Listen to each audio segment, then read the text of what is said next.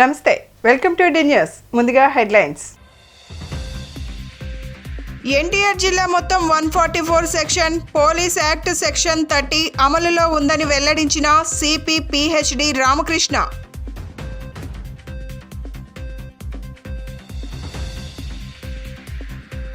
ఆంధ్ర కేసరి టంగుటూరి ప్రకాశం పంతులు 67వ వర్ధంతి కార్యక్రమంలో పాల్గొన్న ఎమ్మెల్యే మల్లాది విష్ణు.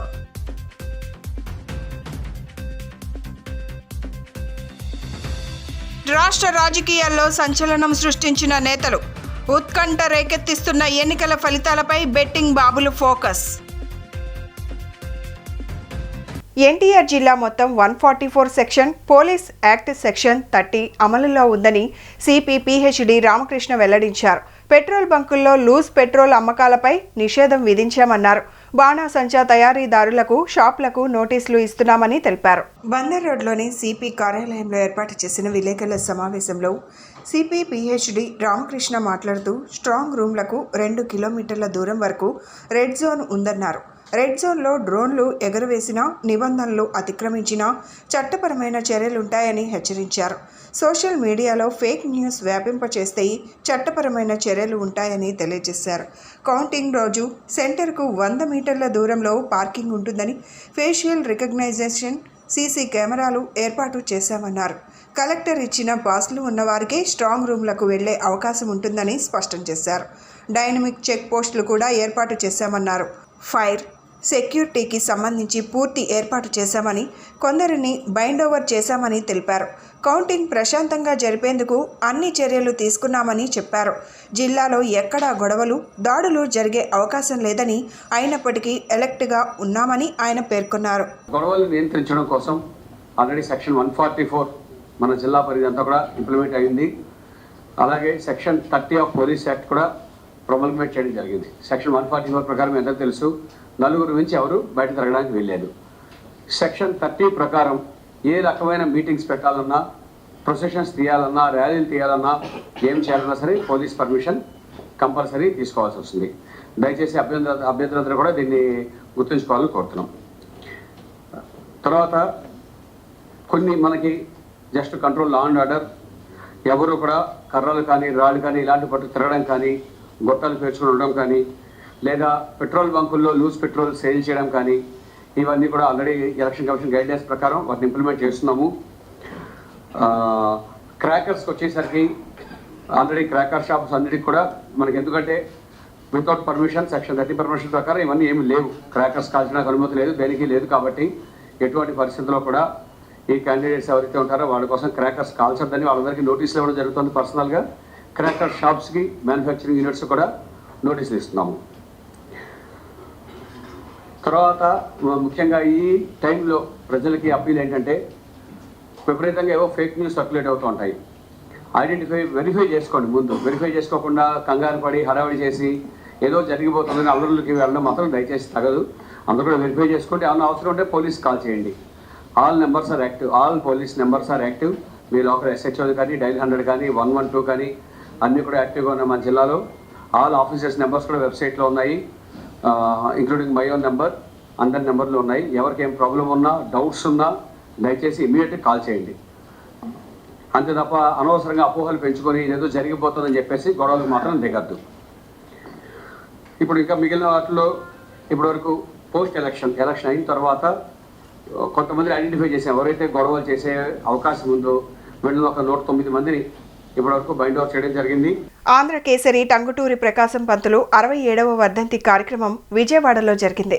టంగుటూరి విగ్రహానికి పూలమాలలు వేసి నివాళులర్పించిన ఎమ్మెల్యే మల్లాది విష్ణు, దేశ స్వాతంత్ర ఉద్యమ కాలంతో పాటు ఆంధ్ర రాష్ట్ర తొలి ముఖ్యమంత్రిగా టంగుటూరి ప్రకాశం పంతులు అందించిన సేవలు నిరుపమానమని కొనియాడారు. తెలుగు జాతి ముద్దుబిడ్డ ఆంధ్ర కేసరి టంగుటూరి ప్రకాశం పంతులు 67వ వర్ధంతి కార్యక్రమాలు రాష్ట్ర వ్యాప్తంగా జరుగుతున్నాయి. ఈ క్రమంలో విజయవాడలో బ్రాహ్మణ సేవా సంఘం ఆధ్వర్యంలో రైల్వే పార్సిల్ ఆఫీస్ సమీపంలోని టంగుటూరి ప్రకాశం పంతులు విగ్రహానికి నివాళులు అర్పించారు. ఈ కార్యక్రమానికి ముఖ్య అతిథిగా central MLA, AP planning board ఉపాధ్యక్షుడు మల్లాది విష్ణువర్ధన్ హాజరయ్యారు. టంగుటూరికి నివాళులు అర్పించిన అనంతరం విష్ణు మీడియాతో మాట్లాడుతూ, బ్రిటిష్ సామ్రాజ్యవాదుల నుండి భారత మాతకు స్వేచ్ఛ వాయువులు ప్రసాదించటంలో ప్రాణాలకు తెగించి పోరాడిన తెలుగు జాతి ముద్దుబిడ్డలలో టంగుటూరి ప్రకాశం పంతులు ప్రధాన భూమిక పోషించారని కొనియాడారు. సైమన్ కమిషన్ గో బ్యాక్ అంటూ మద్రాసు నడి వీధుల్లో నినాదించి తన చొక్కా చించి దమ్ముంటే కాల్చుకోండంటూ సవాల్ విసిరిన టంగుటూరి ప్రకాశం పంతులు తెలుగు జాతికే ఆంధ్ర కేసరిగా కొనియాడపడ్డారని పేర్కొన్నారు. దేశ స్వాతంత్ర్యం అనంతరం భాషా ప్రయత్న రాష్ట్రాలలో ఏర్పడ్డ ఆంధ్ర రాష్ట్రానికి తొలి ముఖ్యమంత్రిగా నీటిపారుదల రంగానికి విశేష సేవలు అందించారని కొనియాడారు. ఆయన అందించిన సేవలకు గుర్తింపుగా విజయవాడ నగరంలో కృష్ణానదిపై నిర్మించిన ఆనకట్టకి ప్రకాశం బ్యారేజీగా నామకరణం చేయడం జరిగిందని గుర్తు చేశారు. ఈ కార్యక్రమంలో పాల్గొన్న హైకోర్టు న్యాయవాది దమ్మలపాటి చంద్రశేఖర్తో కలిసి 33వ డివిజన్ కార్పొరేటర్ శర్వానందమూర్తి మాట్లాడుతూ, టంగుటూరి ప్రకాశం పంతులకు భారతరత్న అవార్డు ఇవ్వాలంటూ కేంద్రాన్ని కోరారు. ఆంధ్రప్రదేశ్ తొలి ముఖ్యమంత్రి టంగుటూరి ప్రకాశం పంతులు గారి 67వ వర్ధంతి కార్యక్రమం. ఈ కార్యక్రమానికి కార్పొరేటర్ శర్వాణిమూర్తి గారు, దమ్మలపాటి చంద్రశేఖర్ గారు, అలాగే శ్రీనివాస్ గారు, ఇతర మిత్రులందరూ కూడా ఈరోజు ఆయన వర్ధంతి సందర్భంగా ఘనమైనటువంటి నివాళులు అర్పించి ఆయనని గుర్తు చేసుకుంటూ రాజకీయాల్లో అందరూ కూడా ఆయన ఆదర్శంగా పనిచేయాల్సినటువంటి అవసరం ఉంది. ఎందుకంటే ఆయన అనేక సంస్కరణలకి కేంద్ర బిందువు. రెవెన్యూ మంత్రిగా, ముఖ్యమంత్రిగా ఆ రోజుల్లోనే సాగునీటి రంగం కానీ, అలాగే సాంఘిక సంక్షేమం కానీ, అలాగే విజయవాడ ప్రకాశం బ్యారేజ్ కానీ, ఇలాగా పరిపాలనలో తనదైనటువంటి ముద్ర వేసినటువంటి వ్యక్తి. నీతి నిజాయితీకి కూడా ఆయన మారుపేరు, అలాగే ధైర్యానికి కూడా ఆయన మారుపేరు. సైమన్ కమిషన్ని గో బ్యాక్ అని చెప్పని మద్రాసు నగరంలో బ్రిటిష్ సామ్రాజ్యాన్ని ఎదిరించినటువంటి దీశాలి ప్రకాశం పంతులు గారు. ఆయన ముఖ్యమంత్రిగా కొద్దికాలం పనిచేసినప్పటికీ కూడా అనేక సంస్కరణలకి ఆయన ఆద్యుడు. కాబట్టి ఈరోజు ఆయన్ని ఘనంగా ఆయన వర్ధంతి సందర్భంగా నివాళులు అర్పిస్తూ ఆయన అడుగుజాడల్లో మా ప్రభుత్వం కూడా నడుస్తుందని చెప్పని ఈ సందర్భంగా తెలియజేస్తాం. టంగుటూరి ప్రకాశం గారి 67వ వర్ధంతి సందర్భంగా ఈ రోజున మన సెంట్రల్ నియోజకవర్గ శాసనసభ్యులు, ప్లానింగ్ కమిషన్ ఉపాధ్యక్షులు మల్లాది విష్ణు గారి ఆధ్వర్యంలో శ్రీ ప్రకాశం గారికి ఘనమైనటువంటి నివాళులు అర్పించడం అనేటువంటి జరిగింది. ఆంధ్రకేసరి ప్రకాశం గారి జీవితం ఎంతో ఆదర్శదాయకమైనటువంటిది. దక్షిణ భారతదేశంలోనే స్వాతంత్ర సంగ్రామంలో ఒక ప్రముఖమైనటువంటి పాత్ర వహించినటువంటి గొప్ప త్యాగధనుడు, స్వాతంత్ర సమరయోధుడు శ్రీ ప్రకాశం గారు. తదనంతరం జరిగినటువంటి ఇక్కడ ఉమ్మడి మద్రాసు రాష్ట్రంలో, అదేవిధంగా ఆంధ్ర రాష్ట్రానికి తొలి ముఖ్యమంత్రిగా ఆయన పనిచేసి రెవెన్యూ శాఖ మంత్రిగా పనిచేస్తున్నప్పుడు కూడా జమీందారీ వ్యవస్థలను రద్దు చేసి ఎంతో సాహసోపేతమైనటువంటి నిర్ణయం తీసుకొని పేద ప్రజలందరికీ కూడా న్యాయం జరగాలని చెప్పేసి సంస్కరణలు చేపట్టినటువంటి గొప్ప పరిపాలనా దక్షుడు శ్రీ ప్రకాశం గారు. ఎన్నికల వేళ ఏపీలో బెట్టింగ్లు మొదలయ్యాయి.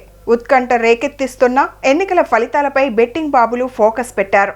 రాష్ట్ర రాజకీయాల్లో సంచలనం సృష్టించిన నేతలు, ప్రజాదరణ భారీగా ఉన్న నాయకులు బరిలో ఉన్న చోట పందేలు కూడా భారీగానే సాగుతున్నాయి. ఈ విషయంలో టాప్ 10 అసెంబ్లీ నియోజకవర్గాల్లో పిఠాపురం, మంగళగిరి, గన్నవరం, గుడివాడ, ఉండి, కాకినాడ సిటీ, రాజోలు, విజయవాడ తూర్పు, నగరి, ధర్మవరం ఉన్నట్టు సమాచారం. తర్వాతి స్థానాల్లో నెల్లూరు రూరల్, చీరాల, దర్శి, గుంటూరు పశ్చిమం, విజయవాడ సెంట్రల్, రాజనగరం, రాజమహేంద్రవరం, విశాఖపట్నం తూర్పు, అవనిగడ్డ, మచిలీపట్నం, సత్తెనపల్లి, గురజాల, ఆళ్లగడ్డ, నందిగామ, మైలవరం, పోలవరం ఉన్నట్టు చెప్తున్నారు. ఆ నియోజకవర్గాల్లో టీడీపీ, వైసీపీ అభ్యర్థుల గెలుపోటములపై లక్షల్లో బెట్టింగ్లు జరుగుతున్నాయి.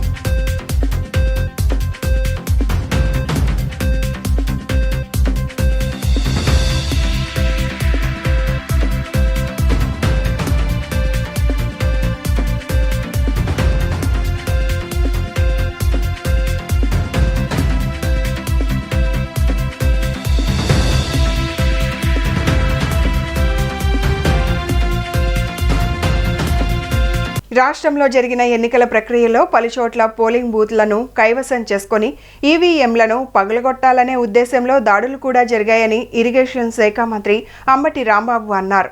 ముఖ్యంగా పల్నాడు, అనంతపురంతో పాటు రాయలసీమ జిల్లాల్లో పలుచోట్ల పెద్ద ఎత్తున హింస చెలరేగిందని అన్నారు.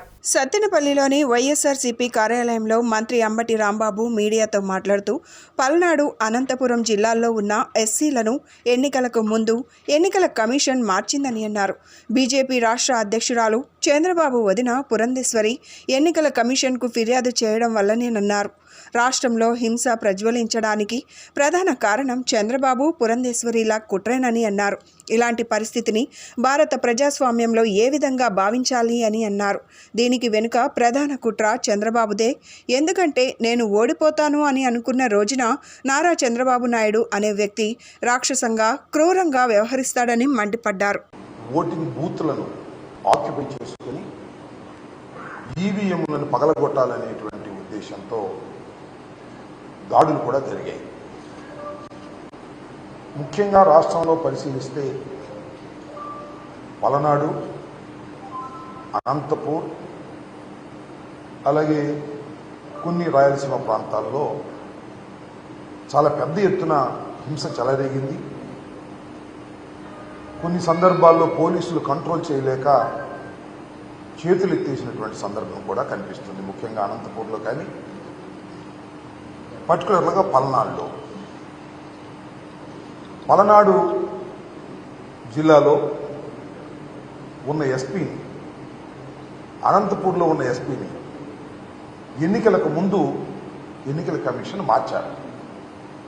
ఇంకా పలు చోట్ల కూడా ఐపీఎస్ అధికారులను మార్చారు. దేనికోసం మార్చారు అంటే, పురంధరేశ్వరి గారు భారతీయ జనతా పార్టీ రాష్ట్ర శాఖ అధ్యక్షురాలు, చంద్రబాబు నాయుడు గారి వదిన గారు, చంద్రబాబు నాయుడు గారితో కలిసి, అంటే వీళ్ళు కలిసే ఉన్నారు అనుకోండి. ఎందుకంటే భారతీయ జనతా పార్టీ, తెలుగుదేశం, జనసేన కలిసి కూటమిగా వచ్చారు. వీళ్ళిద్దరూ కలిసి ఎన్నికల కమిషన్కు ఫిర్యాదు చేశారు. ఎవరైతే ఐపీఎస్ అధికారులు ఉన్నారో వీళ్ళందరూ కూడా ప్రభుత్వానికి తొత్తులుగా ఉన్నారు, వారికి అనుకూలంగా ఉన్నారు. కాబట్టి వారిని మారిస్తే తప్ప నిష్పక్షపాతంగా ఎన్నికలు జరగవు అనేటువంటి ఆర్గ్యుమెంట్ను తీస్తే సహజంగానే ఎన్నికల కమిషన్ కొంత బిలీవ్ చేసి ఉండవచ్చు. ఈ మార్పులన్నీ చేశారు. ఇక్కడ గమనించాల్సిన అంశం ఏమిటంటే, ఎక్కడైతే పురంధరేశ్వరి పిటిషన్ మీద మార్పులు చేశారో ఆ ప్రాంతంలోనే హింస ప్రజ్వరిల్లింది. కృష్ణలంక 22వ డివిజన్లో మానికొండ సుబ్బారావు గ్రంథాలయం, తుర్లపాటి రామయ్య సాంస్కృతిక కళావేదికలను సిపిఎం రాష్ట్ర కార్యదర్శి వి శ్రీనివాసరావు, విఎంసి స్టాండింగ్ కమిటీ మాజీ చైర్మన్ చిగురుపాటి బాబురావు, విఎంసి మాజీ కార్పొరేటర్ డి కాశీనాథ్ తదితరులు ప్రారంభించారు. కృష్ణలంక 22వ డివిజన్ బ్రహ్మరాంబాపురంలో నూతన భవనం ప్రారంభోత్సవం జరిగింది. అనంతరం సిపిఎం రాష్ట్ర కార్యదర్శి వి శ్రీనివాసరావు మాట్లాడుతూ భిన్నత్వంలో ఏకత్వం అనే పద్ధతిలో స్థానికులకు ఉపయోగపడే విధంగా ఈ సాంస్కృతిక కళావేదికను అందరూ సద్వినియోగం చేసుకోవాలని సూచించారు. తరాలు మారినా సాంస్కృతిక విలువలు మారకూడదన్నారు. స్థానికులకు ఉపయోగపడే విధంగా గ్రంథాలయాన్ని ఏర్పాటు చేసిన కమిటీని ఆయన అభినందించారు. బీజేపీ రాష్ట్రంలో అధికారం కోసం అడ్డమైన దారులు తొక్కుతుందని, అందుకు ఇటీవల జరిగిన ఎన్నికలే నిదర్శనమని అన్నారు. ఏపీని అభివృద్ధి చేయకుండా కేంద్రం మీనమేషాలు లెక్కపడుతుందని ఆయన విమర్శించారు. కాలానుగుణంగా మార్పులు చేసి గ్రంథాలయానికి అనుబంధంగా సాంస్కృతిక కళా వేదికను కూడా నిర్మించిన కమిటీ సభ్యులను ఆయన అభినందించారు. పార్టీలకు అతీతంగా ఈ నిర్మాణంలో సహకరించిన అందరికీ ఆయన అభినందనలు తెలియజేశారు. గ్రంథాలయ కమిటీ కన్వీనర్ బత్తుల చిన్నారావు మాట్లాడుతూ ఈ నిర్మాణానికి పార్టీలు సహకరించినందుకు అందరికీ కృతజ్ఞతలు తెలిపారు. పార్టీ కార్యకర్తలు ఆలపించిన విప్లవ గేయాలు ఆహుతులను విశేషంగా ఆకట్టుకున్నాయి. డివైఎఫ్ఐ జిల్లా కృష్ణ, గ్రంథాలయ కమిటీ సభ్యులు తాతా సాంబయ్య, కాయల లక్ష్మణ్, రాజశ్రీ పాల్గొన్నారు. ఈరోజు దేశంలో కానీ రాష్ట్రంలో కానీ సాంస్కృతిక కాలుష్యం వెదజల్లుతున్నటువంటి పరిస్థితుల్లో మతం పేరుతో, కులం పేరుతో ప్రజల మధ్య చీలికలు, విభేదాలు సృష్టించి సమాజాన్ని నిట్టనిలువుగా అడ్డంగా నాశనం చేస్తున్నటువంటి స్థితిలో ఇక్కడ ఈ కృష్ణలంకలో మానికొండ సుబ్బారావు గారి గ్రంథాలయంలో తొర్లపాటి రామయ్య గారి పేరు మీద నిర్మిస్తున్నటువంటి సాంస్కృతిక కళా కేంద్రం ఇక్కడ ఈ ప్రాంతంలో యువజనులకి ముఖ్యంగా పిల్లలకు వాళ్ళల్లో ఒక మానసిక జిజ్ఞాసను సాంస్కృతిక నైపుణ్యాన్ని పెంచేదానికోసం ఇది ఉద్దేశించినటువంటిది. మొత్తం ప్రజలకి ఇది ఒక సాంస్కృతిక కేంద్రంగా ఉంటుంది. ఈరోజు మన రాష్ట్రంలో బీజేపీ ఇప్పటిదాకా అసలు దాని అడ్రస్ లేదు. ఇటీవల ఎన్నికల్లో అది ప్రవేశించి ఇక్కడ తిష్టేయాలని ప్రయత్నం చేస్తున్నది. ఈ క్రమంలో రాష్ట్రంలో ఒక ఎన్నికల కాలుష్యం ఒక భాగం అయితే ఎన్నికల తర్వాత పెద్ద ఎత్తున ఘర్షణలు తాడిపత్రిలో కానీ మాచర్లలో కానీ చంద్రగిరిలో కానీ జరుగుతున్నటువంటి ఘర్షణలు రాష్ట్ర ప్రజల్లో భయోత్పాదాలను సృష్టిస్తున్నాయి. ఇప్పుడే ఎలా ఉంటే రాబోయే రోజుల్లో ఎలా ఉంటుందని చెప్పి అనిపిస్తున్నది. ఈరోజు దక్షిణ భారత కమ్యూనిస్ట్ ఉద్యమ నిర్మాత కామ్రేడ్ పుత్తలపల్లి సుందరయ్య గారి 39వ వర్ధంతి. ఈ వర్ధంతిని పురస్కరించుకొని కృష్ణలంక బ్రహ్మరాంపురం 22వ డివిజన్లో ఎప్పుడో 1972లో నిర్మితమైనటువంటి మానికొండ భవన్ని మళ్ళీ తిరిగి పునర్నిర్మాణం చేసి తొర్లపాటి రామయ్య సాంస్కృతిక కళా కేంద్రం, మానికొండ సుబ్బారావు గ్రంథాలయం రెండు కలిసి ఉమ్మడిగా ఒక భవనంలో నిర్మించి ఈరోజు ప్రారంభోత్సవం చేయటం జరుగుతూ ఉంది. సిపిఎం రాష్ట్ర కార్యదర్శి కామ్రేడ్ శ్రీనివాసరావు బాబురావు ఈ కార్యక్రమంలో పాల్గొంటూ ఉన్నారు. ఈ నిర్మాణంలో పునర్నిర్మాణంలో స్వచ్ఛందంగా ముందుకొచ్చి ఇప్పుడున్నటువంటి సంస్కృతిలో వాస్తవంగా బ్రహ్మరాంపురానికి 22వ డివిజను పాత 37వ డివిజన్ దగ్గర నుండి దీనికి చరిత్ర ఉన్నది. 37 తర్వాత 50 తర్వాత 22గా మారినటువంటి నేపథ్యంలో డివిజన్ నెంబర్లు అయితే మారినాయి కానీ డివిజన్లో ఉన్నటువంటి ఉద్యమ స్వరూప స్వభావాలు మాత్రం 22వ డివిజన్లో 1972లో ఇది నిర్మించినటువంటి గ్రంథాలయంగానే ఉంది, మానికొండ భవన్గా. ఆ తర్వాత కాలంలో ఇది శిథిల వ్యవస్థకి వెళ్ళిన పరిస్థితి. దాని తర్వాత ఇక్కడ ఉన్నటువంటి స్థానికులు ఈ గ్రంథాలయం ఏర్పాటు చేయాలని, ఇక్కడ ఉన్నటువంటి వాళ్ళందరూ కూడా ఇది ఉపయోగకరంగా ఉండాలి, అట్లాగే సాంస్కృతిక కళా వేదిక కూడా ఇది విరజల్లాలనే పద్ధతిలో దాతల సహకారంతో ముఖ్యంగా తుర్లపాటి మల్లేశ్వరరావు వాళ్ళ నాన్నగారి పేరు మీద ఈ పైన సాంస్కృతిక కళావేదికకి ఆయన హెల్ప్ చేయడం జరిగింది. మిగతా అందరూ కూడా ఈ డివిజన్లో కానీ మిగతా చోట్ల కూడా దీనికి పూర్తి సహకారాలు అందించి ఈ రకమైనటువంటి పద్ధతులు తయారవటానికి కారణమైన వాళ్ళందరూ కూడా 22వ డివిజన్ గ్రంథాలయం కమిటీ తరఫున ధన్యవాదాలు తెలియజేస్తాము. కాపులను ఓటు బ్యాంకుగా చూసే పొలిటికల్ పార్టీలకు తగిన గుణపాఠం చెబుతామని ఆల్ ఇండియా కాపు ఫెడరేషన్ స్టేట్ ఆర్గనైజేషన్ సెక్రటరీ ఆళ్ల తారక రామారావు హెచ్చరించారు. కాపులకు రిజర్వేషన్లు, విదేశీ విద్య కల్పిస్తారో ఆ ప్రభుత్వాలకు ఆల్ ఇండియా కాపు ఫెడరేషన్ మద్దతు తెలుపుతుందని అన్నారు. ఆల్ ఇండియా కాపు ఫెడరేషన్ స్టేట్ ఆర్గనైజర్ సెక్రటరీ ఆళ్ల తారక రామారావు ఆధ్వర్యంలో స్టేట్ కార్యాలయంలో కాపు నాయకులు, ఎక్స్ ఎమ్మెల్యే, కాబోయే మినిస్టర్ బోండా ఉమా, అధ్యక్షులు గొర్రెపాటి అర్జున్రావు ఆదేశాలతో పేద పిల్లలకు కందిపప్పు, బెల్లం, నూనె, గోధుమ పిండి, రాగిపిండి, శనగలను 50 మందికి పౌష్టికాహారంగా పంపిణీ చేయడం జరిగింది. ఈ కార్యక్రమం గురించి ఆళ్ల తారక రామారావు మాట్లాడుతూ ఏ ప్రభుత్వాలు అయినా కాపులను ఓటు బ్యాంకుగానే వాడుకుంటున్నాయని, కాపులకు చేసింది ఏమీ లేదని దుయ్యబట్టారు. కాపు జాతిలో పేద ఆడపిల్లలకు పెళ్లి కానుక ఇవ్వాలని డిమాండ్ చేశారు. కాపు సంఘాలు పేద పిల్లలకు ఆర్థిక సాయం చేయాలని కోరారు. కాపులకు రిజర్వేషన్లు, విదేశీ విద్య కల్పిస్తారు. ఆ ప్రభుత్వాలకు ఆల్ ఇండియా కాపు ఫెడరేషన్ మద్దతు తెలుపుతుందని అన్నారు. ఈ కార్యక్రమంలో 58వ డివిజన్ కాపు ప్రెసిడెంట్ లింగం రజని, ప్రసన్న, అల్లిమిల్లి శ్రీనివాసరావు, చలమల శెట్టి శ్రీనివాసరావు, సంపరత్ సురేంద్ర పాల్గొన్నారు. ఈరోజు ఆల్ ఇండియా కాపు ఫెడరేషన్ స్టేట్ కార్యాలయంలో స్టేట్ ఆర్గనైజింగ్ సెక్రటరీ ఆలా తారక రామారావు అనే నేను ఆధ్వర్యంలో ప్రతిసారి ఇచ్చే విధంగానే ఈరోజు మా కాపు నాయకులు, మా అధ్యక్షులు గొర్రెపాటి అర్జున్రావు గారి ఆదేశాల మేరకు మా సీనియర్ కాపు నాయకులు మాకు దశ దిశ నిర్దేశించేటటువంటి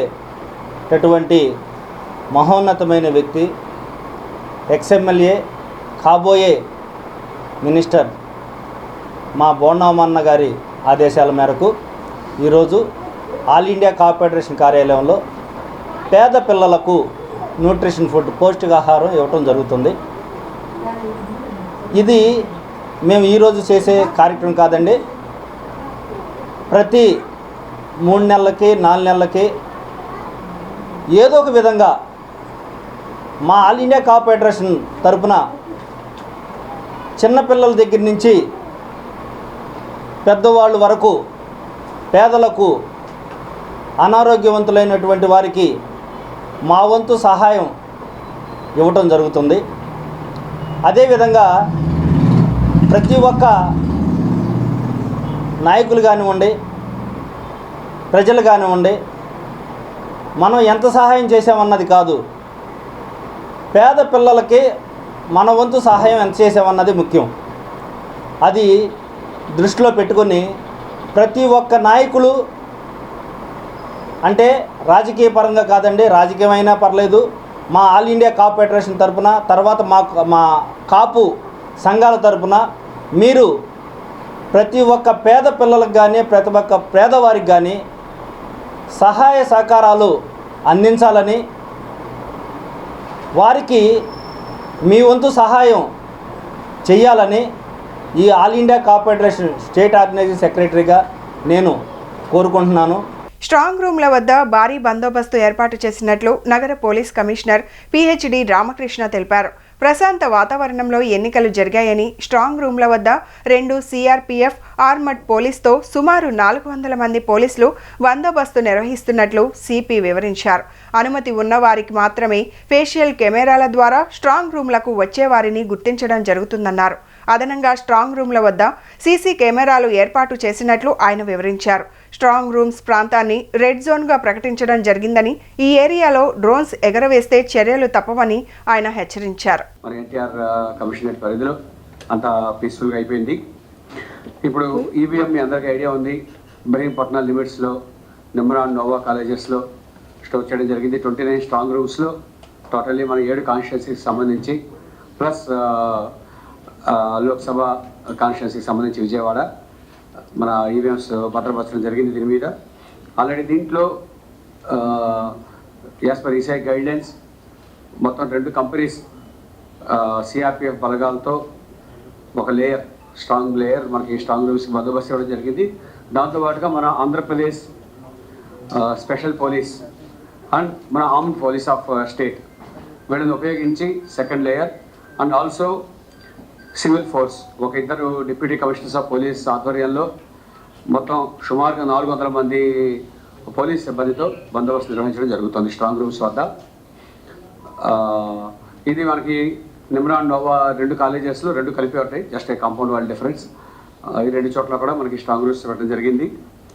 ఇందులో భద్రతా చర్యల పరంగా మనం సుమారుగా అందరికీ తెలుసు, ఇందులో ఓన్లీ కలెక్టర్ గారు ఇచ్చిన పాసులు ఉన్న రికగ్నైజ్ సిబ్బంది, అలాగే ఎవరైతే కంటెస్టింగ్ క్యాండిడేట్స్ ఉంటారో వాళ్ళకి సంబంధించిన ఏజెంట్స్కి కలెక్టర్ గారు ఏవైతే పాసులు ఇస్తారో ఆ పాసుల ఆధారంగా మాత్రమే ఈ స్ట్రాంగ్ రూమ్స్లోకి ఎంట్రీ ఉండడం జరుగుతుంది.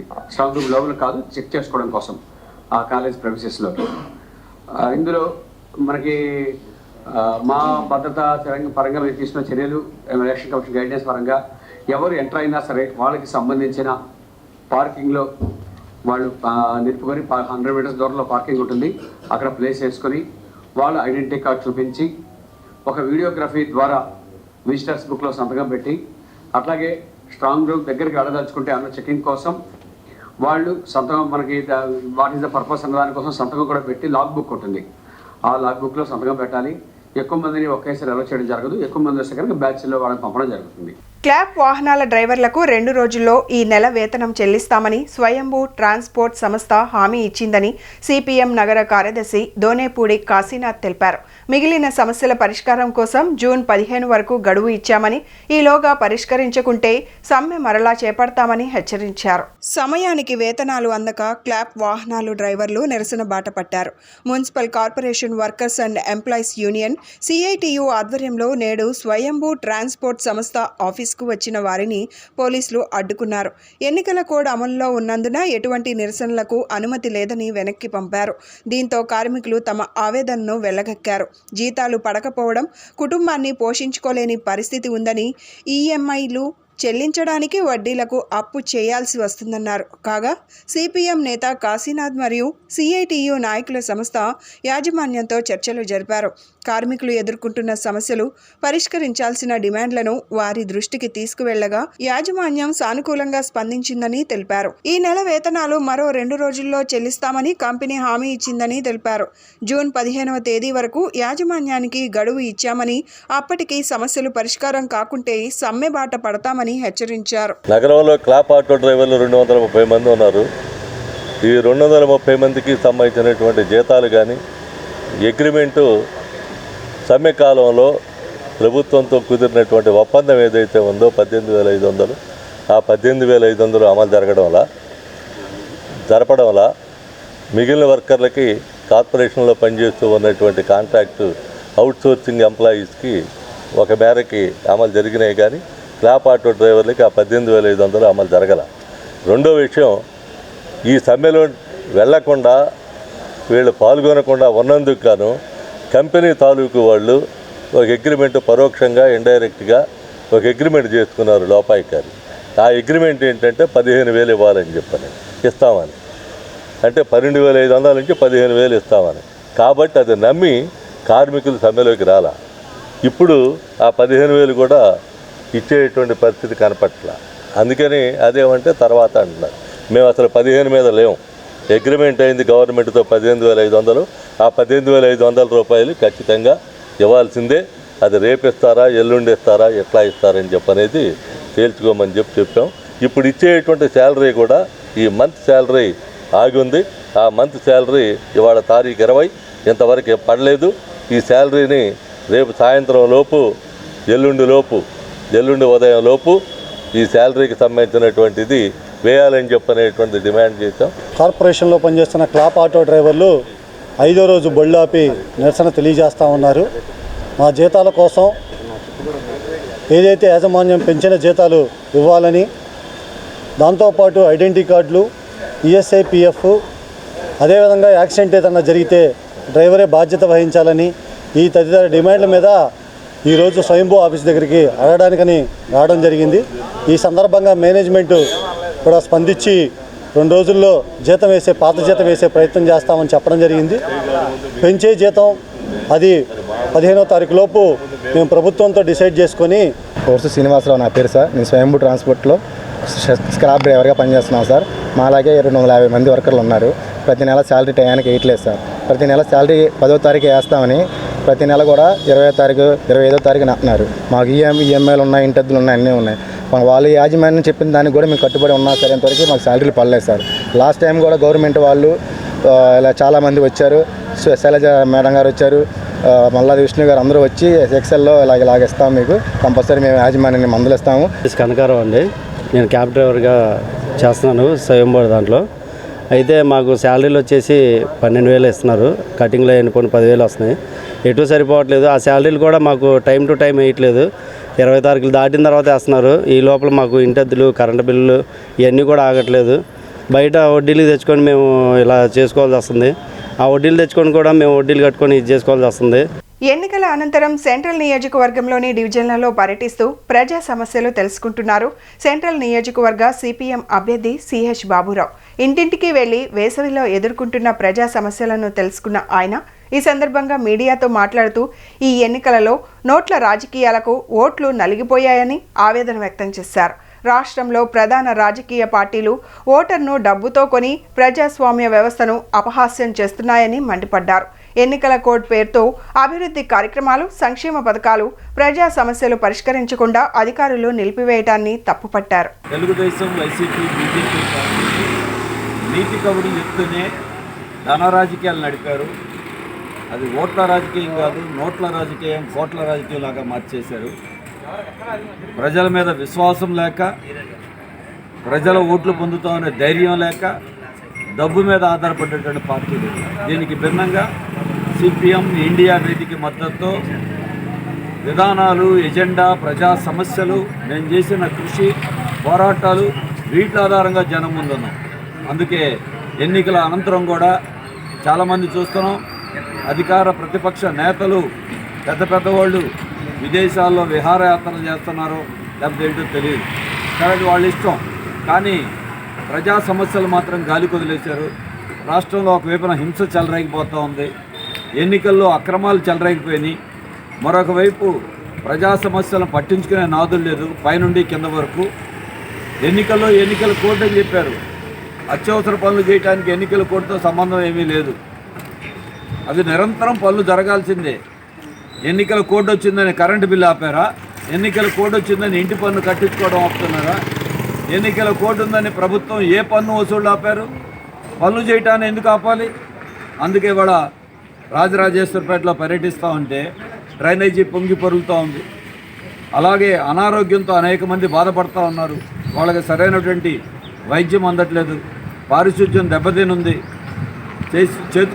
చేసుకోవడానికి కావాల్సిన పని లేదు, ఆదాయం లేదు. ఎన్నికల్లో డబ్బు పంచడానికి మాత్రం ఈ పార్టీల దగ్గర డబ్బు ఉంది. అదే ప్రజలకి సంక్షేమం అందించడానికో, ప్రజలకి సేవ చేయటానికో, ప్రభుత్వం నుంచి ఇవ్వటానికో దానికి మాత్రం డబ్బు కదువైపోతా ఉంది.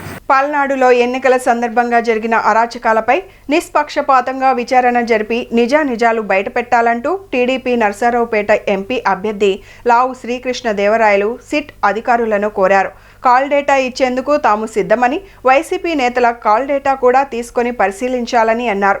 పల్నాడులో జరిగిన అరాచకాలపై వైసీపీ నేతలు తప్పుడు ప్రచారం చేస్తున్నారని, సాక్షి మీడియా వాస్తవాలను వక్రీకరించి ప్రచారం చేస్తోందని మండిపడ్డారు. మంగళగిరిలోని టీడీపీ జాతీయ కార్యాలయంలో ఎంపీ లావు శ్రీకృష్ణదేవరాయలు మీడియా సమావేశంలో మాట్లాడుతూ, రాష్ట్రంలో అరాచకాలు సృష్టించిన వైసీపీ నేతలు వాటిని టీడీపీ నేతలపై రుద్దే ప్రయత్నం చేస్తున్నారని ఆరోపించారు. కులం రంగు పులిమి అధికారులతో లేని సంబంధ బాంధవ్యాలను అంటగట్టి మాపై నిందలు మోపుతున్నారని విమర్శించారు. ఎన్నికల సందర్భంగా రాష్ట్రంలో చోటు చేసుకున్న హింసాత్మక ఘటనలపై సిట్ విచారణ జరుగుతోందని గుర్తు చేశారు.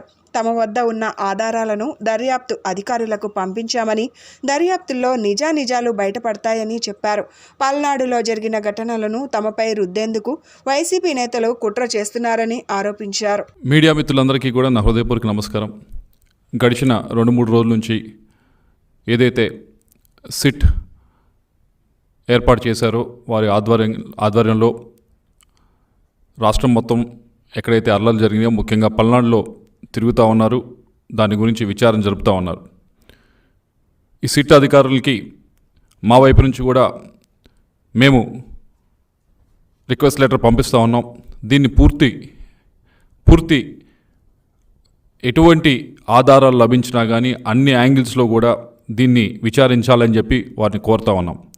ముఖ్యంగా గడిచిన 4 రోజుల నుంచి, ఎలక్షన్స్ అయిపోయిన 4 రోజుల నుంచి 5 రోజుల నుంచి కూడా వైఎస్ఆర్ కాంగ్రెస్ పార్టీ వైపు నుంచి డెలిబరేట్గా ఒక మెసేజ్ని అయితే తీసుకెళ్ళడానికి ప్రయత్నిస్తూ ఉన్నారు.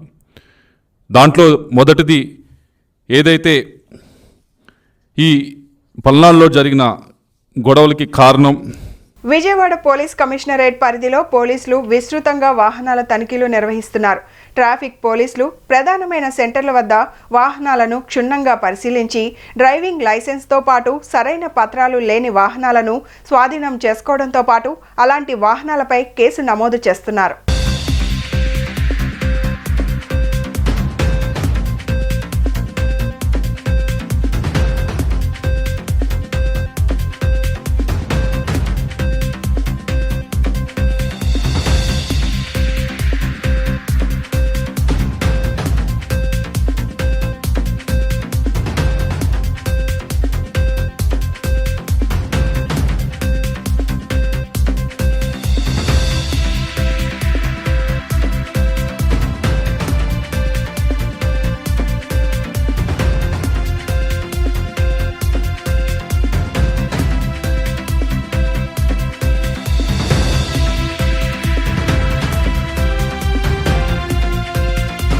మీడియాపై పెట్టిన అక్రమ కేసులు తక్షణమే వెనక్కి తీసుకోవాలని మాజీ మంత్రి దేవినేని ఉమా డిమాండ్ చేశారు.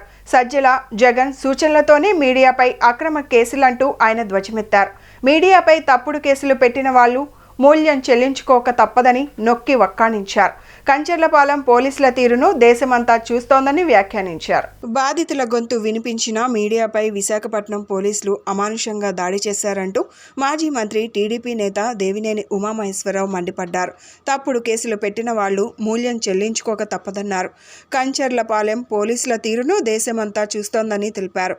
తాడేపల్లి ప్యాలెస్ ఆదేశాలతో సీఎస్ నేతృత్వంలో కుట్ర జరుగుతోందని ఆయన ఆరోపించారు. సజ్జల జగన్ సూచనలతోనే మీడియాపై అక్రమ కేసులు పెట్టారంటూ దేవినేని దుయ్యబట్టారు. అందరికీ నమస్కారం. ఈరోజు వైసీపీ ప్రభుత్వ ఏదైతే చీఫ్ సెక్రటరీ ఆధ్వర్యంలో నడుస్తూ ఉన్న యంత్రాంగం అంతా కూడా ఏ స్థాయికి దిగజారంటే మీడియా మీద కూడా కేసులు పెట్టే స్థాయికి వచ్చారు. మీడియాను కూడా ముద్దాయిలుగా చేస్తూ ఎఫ్ఐఆర్లు కడతా ఉన్నారంటే చీఫ్ సెక్రటరీ గారి స్వామిభక్తి, ముఖ్యమంత్రి ఆపద్ధర్మ ముఖ్యమంత్రి విదేశాలకు వెళ్ళినా కూడా చీఫ్ సెక్రటరీ జవహర్ రెడ్డి గారి స్వామి భక్తి దేశం ఎల్లలు దాటిపోతూ ఉంది. మరి లండన్లో ఉన్న ముఖ్యమంత్రి సంతోషపడాలని మీరు ఎఫ్ఐఆర్లు కడుతున్నారో తెలియట్లేదు. అధికార పక్షంతో అంటగాగిన పోలీసులు ఇప్పటికైనా కళ్ళు తెరవాలి. చంద్రబాబు ప్రవేశపెట్టిన సూపర్ 6 పథకాల ద్వారా పూర్తిగా జగన్ రెడ్డికి అష్టదిగ్బంధనం జరిగిందని సోషల్ డెమోక్రటిక్ ఫ్రంట్ రాష్ట్ర అధ్యక్షులు, తెలుగుదేశం పార్టీ రాష్ట్ర నాయకులు మాదిగాని గురునాథం అన్నారు. జగన్ రెడ్డి అధికారం అంటిపెట్టుకొని పోల్ మేనేజ్మెంట్ చేద్దామనుకున్నాడని, కానీ ప్రజల తీర్పుతో తోక ముడిచాడని అన్నారు. 3 రాజధానుల ఉద్యమంలో ఉద్యమకారులను మోసం చేసినందుకు వారి ఉసురు తగిలి జగన్ రెడ్డి కాలగర్భంలో కలిసిపోతాడని అన్నారు. ఈ రోజు జిల్లా పార్టీ కార్యాలయంలో జరిగిన విలేకరుల సమావేశంలో సోషల్ డెమోక్రటిక్ ఫ్రంట్ రాష్ట్ర అధ్యక్షులు, తెలుగుదేశం పార్టీ రాష్ట్ర నాయకులు మాదిగాని గురునాథం మాట్లాడుతూ రాజకీయాల్లో హత్యలు ఉండవని, అన్ని ఆత్మహత్యలని, ఆత్మహత్య సాదృశ్యం జగన్ రెడ్డి పరిపాలన అని అన్నారు. తిరుపతి, అనంతపురం, మాచర్లలో జరిగిన అల్లర్లు, విధ్వంసం, తెలుగుదేశం పార్టీ నాయకులు, కార్యకర్తలు ఇల్లు ధ్వంసం చేసిన ఘటనలో వైసీపీ పాత్ర చాలా గణనీయంగా ఉందన్నారు. వీటన్నిటిపై సిట్ దర్యాప్తు జరుగుతుందని, కారకులైన వారు న్యాయస్థానంలో దోషిగా నిలబడక తప్పదని హెచ్చరించారు. ఈరోజు చాలా హాట్ టాపిక్గా ఉన్నటువంటి అంశాల మీద, రాష్ట్రంలో నడుస్తున్నటువంటి రాజకీయ వ్యవహారాల మీద, అదేవిధంగా దాడుల మీద ప్రజలందరూ కూడా స్పష్టత ఇవ్వాలనేటువంటి ఒకే ఒక అంశంతో ఈ రోజున మీ ముందు వచ్చి మీ ద్వారా అందరికీ తెలియజేస్తూ ఉన్నాం. రాజకీయాల్లో హత్యలు ఉండవు, అన్నీ ఆత్మహత్యలే. జగన్మోహన్ రెడ్డి గారు తను రాజకీయంగా ఆత్మహత్య చేసుకున్నాడు. అంతకుమించి వేరేది ఏమీ లేదు. ఇక్కడ వేరే అంశం నేను స్పష్టంగా చెప్పదలుచుకుంది ఏంటంటే, నిన్న జరిగినటువంటి ఎలక్షన్స్ అన్ని ప్రక్రియలు కూడా భాగంగా మొగుని కొట్టి మొగసాలకు ఎక్కినట్టుగా బంగాళాఖాతంలో ఈ నెల 22న అల్పపీడనం ఏర్పడనుందని భారత వాతావరణ విభాగం తెలిపింది. ఇది ఈశాన్య దిశగా పయనించి 24 నాటికి వాయుగుండంగా బలపడనుంది. ఇది ఏ దిశగా పయనిస్తుందన్న దానిపై 2-3 రోజుల్లో స్పష్టత వచ్చే అవకాశం ఉంది. సాధారణంగా ఏప్రిల్, మే నెలల్లో అండమాన్ సమీపంలో ఏర్పడే తుఫాన్లలో అధిక శాతం ఉత్తర దిశగా పయనించి బంగ్లాదేశ్ సమీపంలో తీరం దాటుతాయి. మరోవైపు సముద్ర ఉపరితల ఉష్ణోగ్రతలు ఎక్కువగా ఉండటంతో ఇది తీవ్రత తుఫానుగా మారే అవకాశం ఉంది. నైరుతి రుతుపవనాలు ఈ నెల 31 నాటికి కేరళ తీరాన్ని తాకనున్నాయని ఐఎండీ అంచనా వేసింది. అనంతరం 5వ తేదీ నాటికి రాయలసీమ మీదుగా రాష్ట్రంలోకి ప్రవేశించే అవకాశం ఉంది. ఈ ఏడాది విస్తారంగా వర్షాలు కురుస్తాయని వాతావరణ శాఖ నిపుణులు చెబుతున్నారు.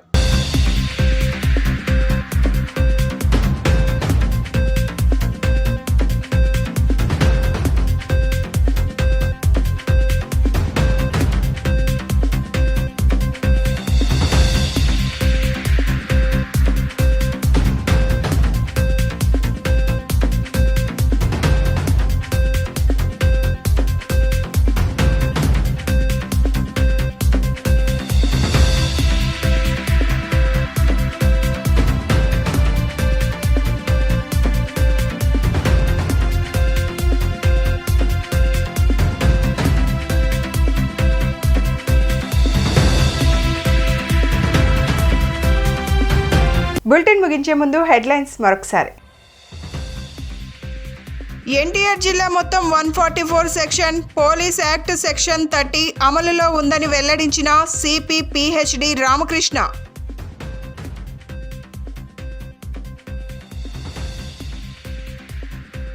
ఆంధ్రకేసరి టంగుటూరి ప్రకాశం పంతులు 67వ వర్ధంతి కార్యక్రమంలో పాల్గొన్న ఎమ్మెల్యే మల్లాది విష్ణు.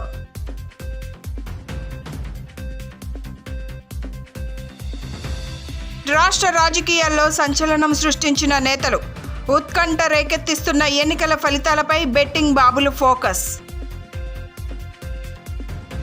ఇవి ఈనాటి bulletin updates. Keep watching the news.